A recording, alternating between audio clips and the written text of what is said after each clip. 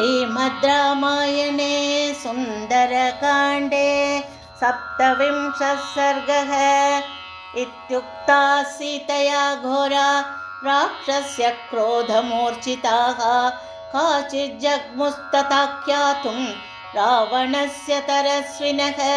ततः सीताम् उपागम्य राक्षस्यो घोरदर्शनाः पुनः परुषमेकार्थम् अनर्थात्तम् अथाब्रुवन्। अद्येदानीं तवा नार्ये सीते पापविनिश्चये राक्षस्यो भक्षयिष्यामो मांसमेदत्यथा सुखं। सीतां ताभिरनार्याभिः दृष्ट्वा सन्तर्चितां तदा राक्षसी त्रिजटा वृद्धा प्रबुद्धा वाक्यमब्रवीत्। आत्मानं घाततया नार्या न सीतां भक्षयिष्यत। जनकस्य सुतामिष्टां स्नुषां दशरथस्य च स्वप्नो ह्यद्य मया दृष्टो दारुणो रोमहर्षणः। राक्षसानामभावाय भर्तुरस्याजयाय च एवमुक्ता त्रिजटया राक्षस्य क्रोधमूर्छिताः सर्वा एवाब्रुवन् भीताः। त्रिजटां तामिदं वचः कथयस्वत्वया दृष्टः स्वप्नोऽयं कीदृशो निशि। तासां तु वचनं श्रुत्वा राक्षसीनां मुखाच्युतम्। उवाच वचनं काले त्रिजटा स्वप्नसंश्रितं गजदन्तमयीं दिव्यां शिबिकाम् अन्तरिक्षगां युक्तां हंससहस्रेण स्वयमास्ताय राघवः शुक्लमाल्याम्बरधरः लक्ष्मणेन सहागतः। स्वप्ने चाद्य मया दृष्टा सीता शुक्लाम्बरावृता सागरेण परिक्षिप्तं श्वेतं पर्वतमास्थिता। रामेण सङ्गता सीता भास्करेण प्रभायता। राघवच्च मया दृष्टः चतुर्दन्तं महागजम् आरूढः शैलसङ्काशं चकास सह लक्ष्मणः।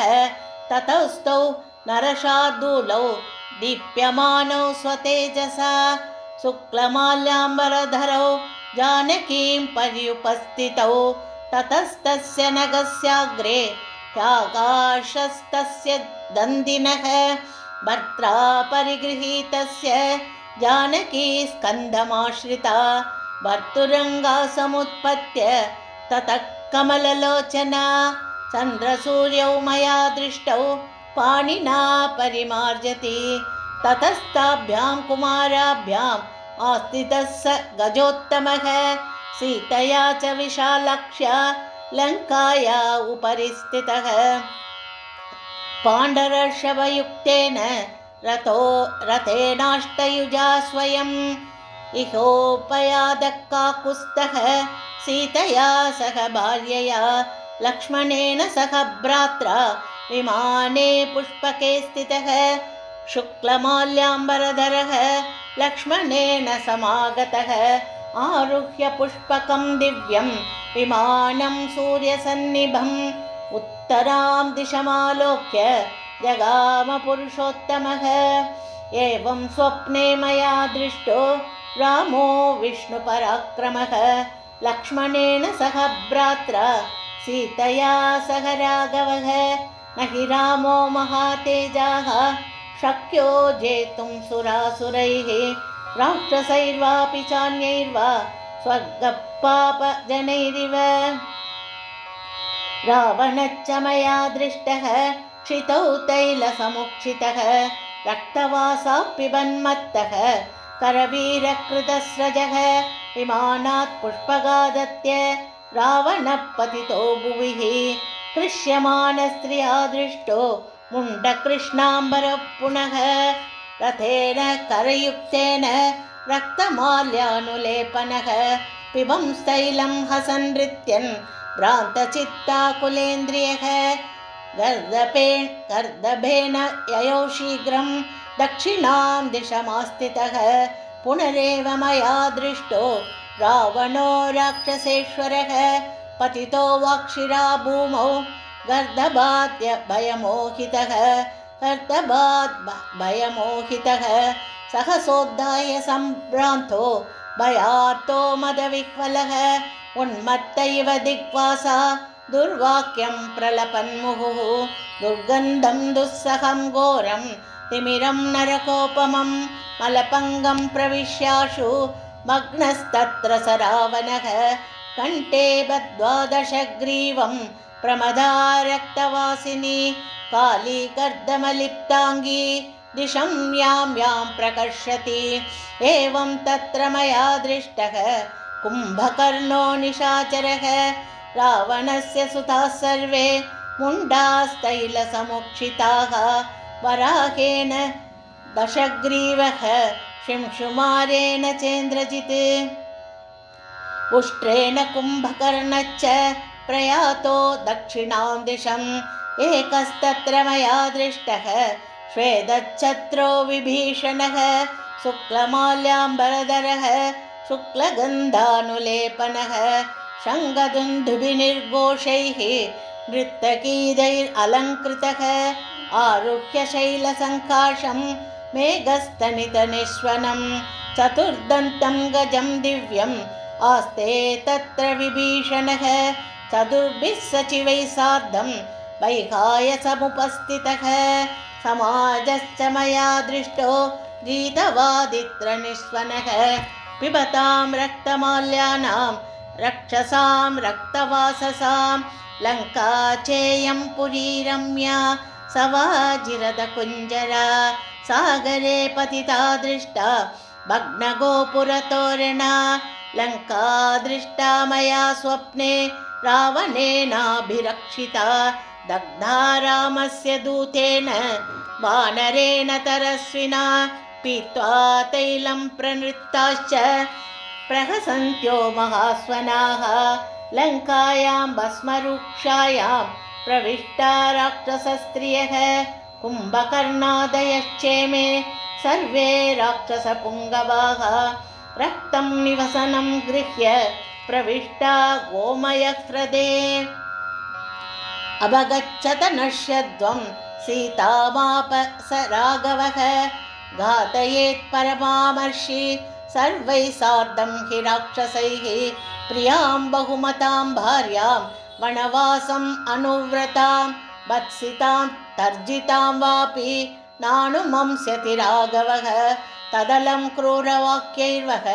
सान्त्वमेवाभिधीयताम् अभियाचाम वैदेहीं ये दद्धि मम रोचते यस्यामेवं विदस्वप्नो दुःखितायां प्रदृश्यते सा दुःखैर्विविधैर्मुक्ता प्रियं प्राप्नोति अनुत्तमम् वत्सितामपि याचत्वं राक्षस्य किं विवक्षया राघवाद्दिभयं घोरं राक्षसानाम् उपस्थितं प्रणिपादप्रसन्ना हि मैथिली जनकात्मजा अलमेषा परित्रातुं राक्षस्यो महतो भयात् अपि चास्या विशालाक्ष्या न किञ्चित् उपलक्षये विरूपमपि चाङ्गेषु सुसूक्ष्मम् अपि लक्षणं छाया वैगुण्यमात्रं तु शङ्के दुःखमुपस्थितम् अदुःखार्हाम् इमां देवीं वैहायसमुपस्थिताम् अर्धसिद्धिं तु वैदेह्याः पश्यामहमुपस्थिताम् राक्षसेन्द्रविनाशं च विजयं राघवस्य च निमित्तभूतमेतत्तु श्रोतुमस्या महत्प्रियं दृश्यते च स्फुरश्चक्षुः पद्मपत्रमिवायतम् ईषक् च हृषितो वास्या दक्षिणाया ह्यदक्षिणः ईषच्च हृषितो वास्या दक्षिणाया ह्यदक्षिणः अकस्मातेव वैदेह्या बाहुरेकः प्रकम्पते करेणुहस्तप्रतिमः स्वयच्चोरुरनुत्तमः वेपमानः सूचयति राघवं पुरतस्थितं पक्षी च शाखानिलयः प्रहृष्टः पुनः पुनः चोत्तमसान्त्ववादी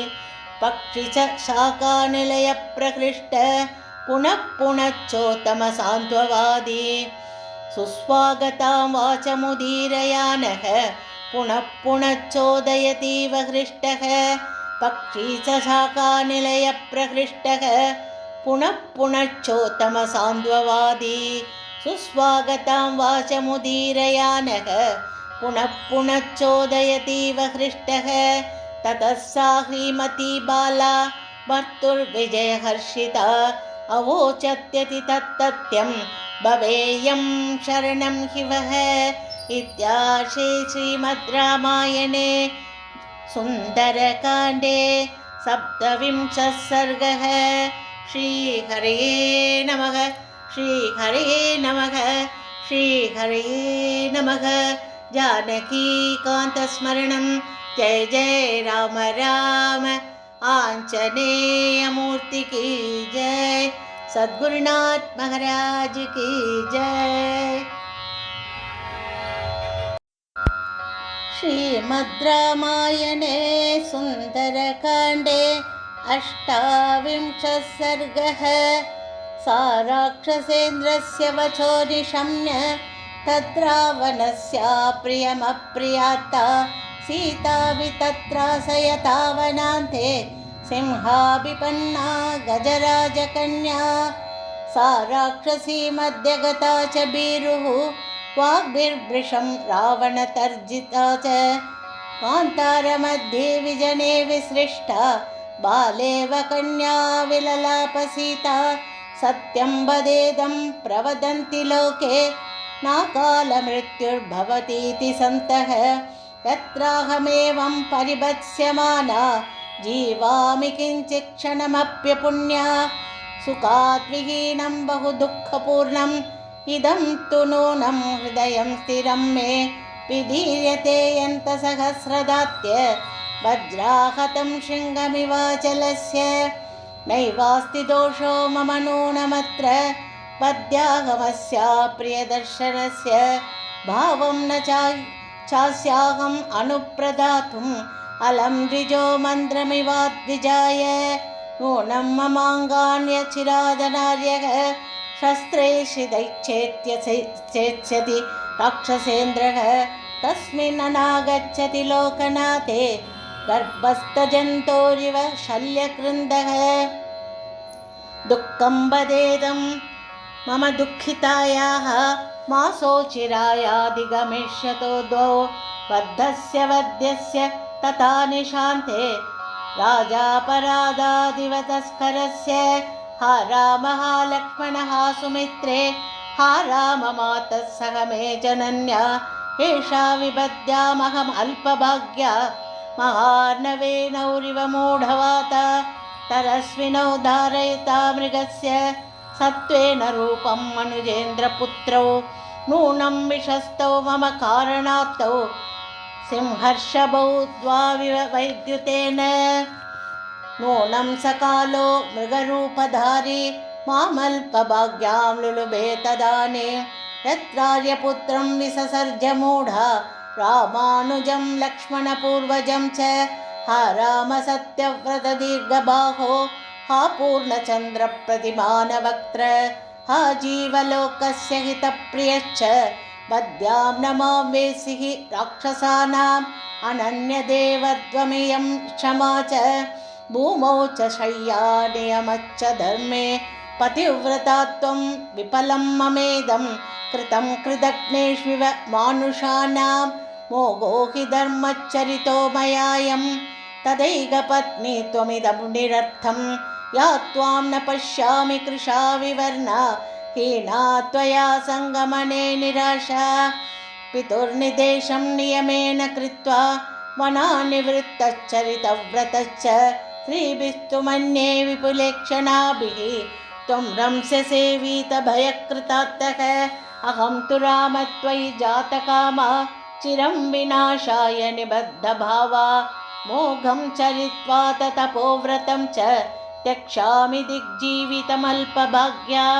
सा जीवितं क्षिप्रमहं त्यजेयं विषेण शस्त्रेण शितेन वापि विषस्य दाता न हि मेऽस्ति कच्चित् छत्रस्य वा वेश्मनि राक्षसस्य इतीव देवी बहुधा विलप्य सर्वात्मना राममनुस्मरन्ति प्रवेपमाना परिशुष्कवक्त्रा नगोत्तमं पुष्पितमाससाद शोकाभिदप्ता बहुधा विचिन्त्य सीता तवेन्युग्रदनं गृहीत्वा उद्बध्य वेन्युग्रतनेन शीघ्रम् अहं गमिष्यामि यमस्य मूलम् उपस्थिता सा मृदुसर्वगात्री शाकां गृहीत्वा तनकस्य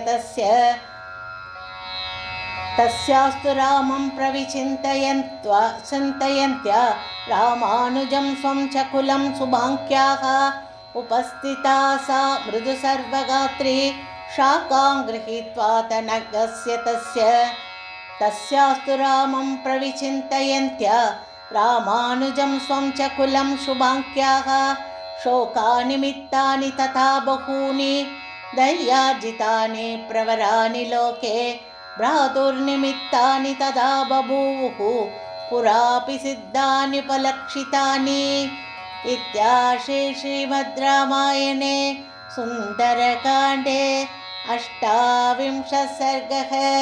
श्रीहरे नमः। श्रीहरे नमः। श्रीहरे नमः। जानकीकान्तस्मरणं जय जय राम राम। आञ्जनेयमूर्ति की जय। सद्गुरुनाथ महाराज की जय।